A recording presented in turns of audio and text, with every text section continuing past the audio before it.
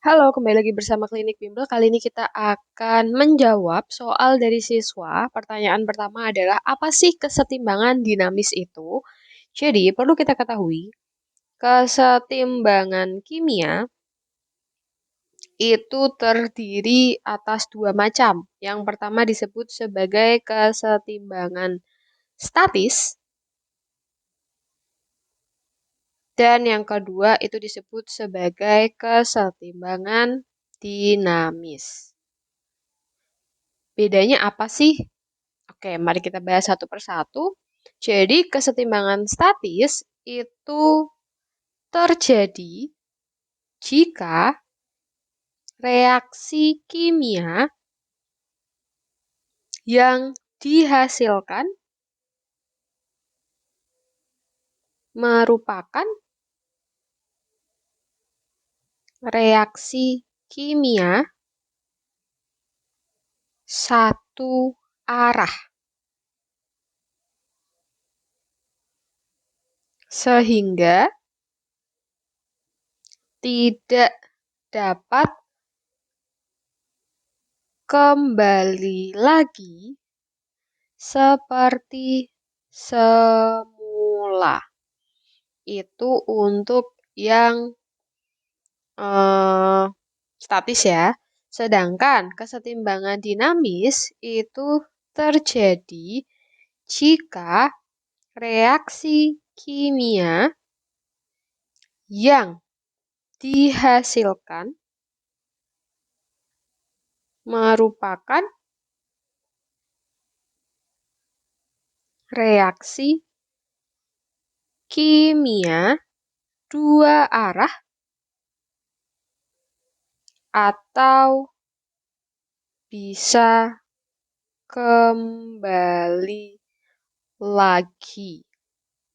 Nah, contohnya apa? Misalkan nih kita punya fenomena si A membakar selembar kertas. Menurut kalian, itu termasuk kesetimbangan kimia statis atau dinamis? Iya, contohnya adalah ini adalah contoh kesetimbangan statis. Kenapa? Karena abu yang dihasilkan itu tidak bisa berubah menjadi kertas kembali, ya. Nah, kalau misalkan nih contoh lagi, contoh peristiwa ketika merebus air, kemudian ditutup, maka akan ada uap air, ya. Nah, itu peristiwa tersebut itu merupakan kesetimbangan dinamis.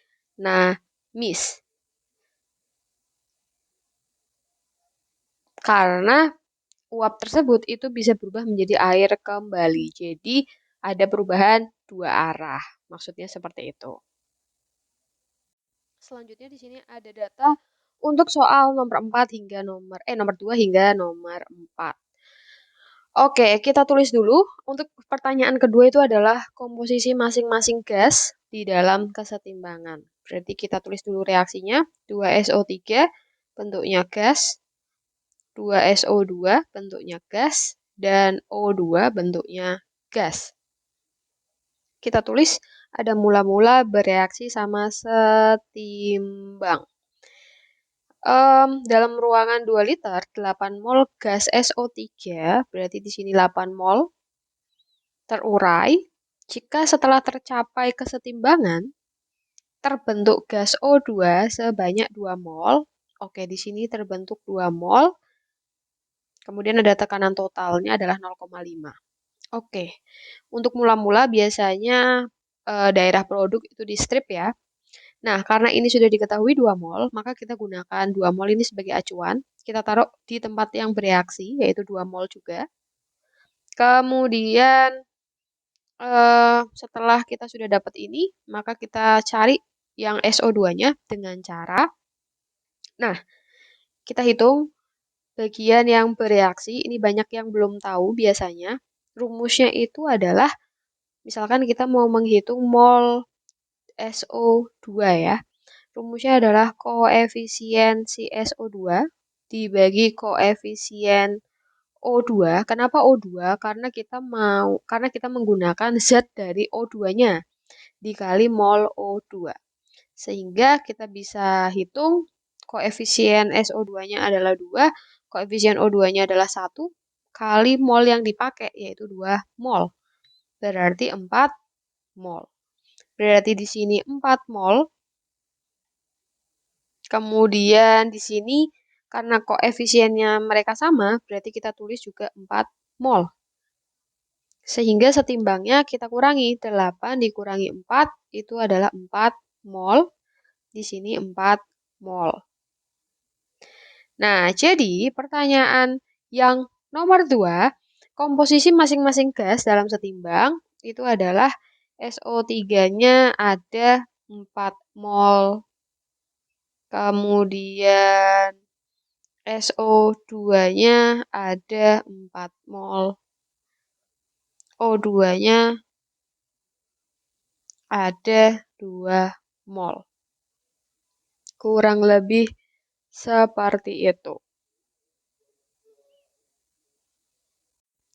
Selanjutnya, pertanyaan ketiga, kita disuruh menghitung Kc. Kita tulis dulu rumusnya. Jadi untuk Kc, punya rumus konsentrasi area kanan ya, SO2, pangkatkan dengan koefisien, seperti ini, per SO3 pangkat 2 juga. Nah, tadi kita baru tahu mol yang setimbang tapi belum mencari konsentrasi. Jadi kita hitung satu persatu dulu. Kita hitung konsentrasi SO2. Rumusnya adalah mol setimbang dibagi volume. Volumenya di sini tadi sudah diketahui 2 liter. Jadi mol setimbang dari SO2 itu 4 mol. Kita bagi dengan volumenya 2, berarti dapat 2 molar. Konsentrasi O2 berarti mol setimbang bagi volume. Di sini 2 bagi 2 berarti 1 molar. Dan konsentrasi SO3-nya N setimbang bagi volume berarti 4 bagi 2 sama dengan 2 molar. Kalau sudah, kita masukkan 2 kuadrat 1 per 2 kuadrat. Berarti 4 per 4. Berarti Kc-nya bernilai 1. Selanjutnya, soal keempat, kita disuruh menghitung Kp. Oke, sebenarnya rumus Kp sendiri itu mirip ya. Jadi Kp sama dengan tekanan SO2 dikuadratkan. Oh ya, untuk Kp itu hanya berlaku gas. Di sini kan bentuknya gas semua, berarti aman. Oke, berarti PO2 per PSO3 kuadrat. Nah, kalau sudah, kita kan belum tahu tekanannya ya, tapi kita tahu tekanan total nih. Ada tekanan total 0,5. Jadi kita tulis dulu tekanan totalnya berapa tadi? 0,5 atm. Kemudian kita tulis mol setimbang totalnya berapa. Kita hitung berarti di sini ada 4 mol, 4 mol sama 2 mol ya. Berarti 4 tambah 4 tambah 2, berarti ada 10 mol. Kalau sudah, kita hitung nih mol setimbang SO2. Kita tulis dulu biar tidak perlu naik lagi. 4 mol. Mol setimbang SO3 itu juga 4. Mol setimbang dari O2-nya tadi 2 mol ya. Nah, kalau sudah, kita harus mencari P. PSO2, rumusnya adalah mol SO2 setimbang dibagi mol total dikali P total.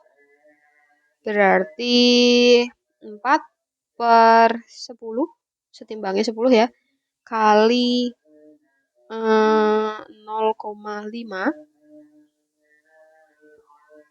Maka kita hitung, ini bisa kita sederhanakan menjadi 2/5 kali 0,5 itu setengah. Jadi untuk memudahkan aja, kalau sudah kita coret dapat 1/5. 1/5 itu adalah 0,2, satuannya ATM. Kemudian kita hitung, kemudian PSO3 kita hitung juga, mol SO3 per mol total kali P total. Berarti dapat sama ya, 4/10 kali 0,5. Nanti dapat 0,2 ATM. Kemudian PO2 berarti mol O2 mol total kali P total. Maka dapat 2/10 kali 0,5. Coret dapat 1/5 kali setengah ya, 0,5 itu setengah, maka dapat 1/10 atau 0,1 ATM. Kalau sudah, masukkan ke sini. PSO2 tadi dapat 0,2, berarti 0,2 kuadrat. O2-nya 0,1 per 0,2 kuadrat. Ini bisa kita coret ya, karena pembagian, maka KP-nya adalah 0,1. Oke, di sini ada reaksi, kemudian kita disuruh untuk membuat reaksi tersebut menghasilkan gas amonia yang optimal. Optimal itu berarti maksimum ya. Nah, amonia itu kan berarti yang ini, biar banyak gitu ya. Oke, maka kita harus pahami terkait pergeseran kesetimbangan. Kita ambil dari pergeseran kesetimbangan yang sekiranya bisa bergeser ke amonia atau ke NH3. Untuk pergeseran kesetimbangan ada beberapa, kita mulai dari konsentrasi. Agar reaksi bergeser ke kanan atau ke arah amonia, maka yang perlu ditambahkan adalah konsentrasi dari N2 dan konsentrasi H2 itu dinaikkan atau ditambahkan, bukan dinaikkan ya, ditambahkan. Sehingga reaksi geser ke kanan. Kemudian yang kedua terkait volume. Jadi kalau volumenya naik, maka geser ke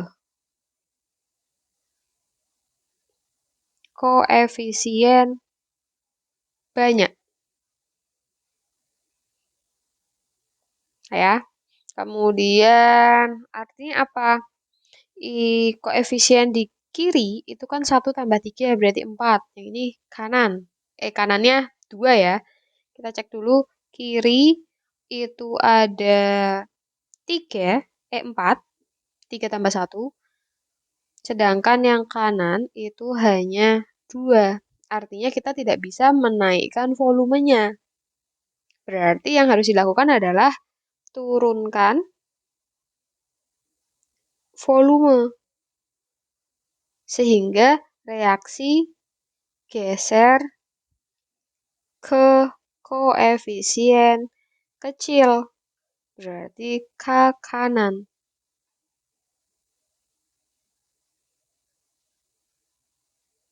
Kemudian setelah volume, kita masuk ke tekanan. Kalau tekanan itu kebalikannya. Jadi kalau tekanan itu dinaikkan, dia akan geser ke koefisien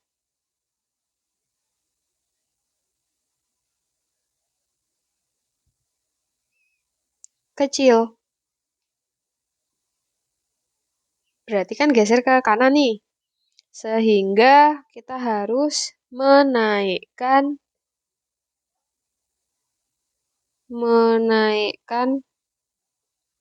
tekanan, jadi reaksi geser ke kanan. Kemudian terkait suhu. Ingat, kalau misalkan suhunya dinaikkan, misalkan T-nya naik, itu geser ke endotherm. Sedangkan kalau T-nya turun, geser ke exotherm. Nah, pada reaksi ini, kita tulis dulu ya. Kita duplikat biar enak lihatnya.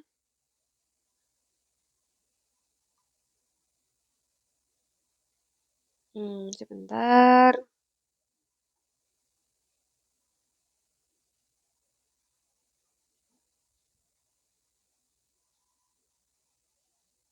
Oke.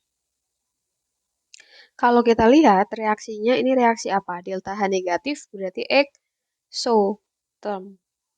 Artinya apa? Yang area kiri dan kanan, yang kanan adalah exo, yang ini adalah endo. Berarti biar geser ke kanan, ke exo, berarti harus gimana? Suhu diturunkan. Jadi geser ke exotherm atau ke kanan. Kurang lebih seperti itu hal-hal yang bisa dilakukan.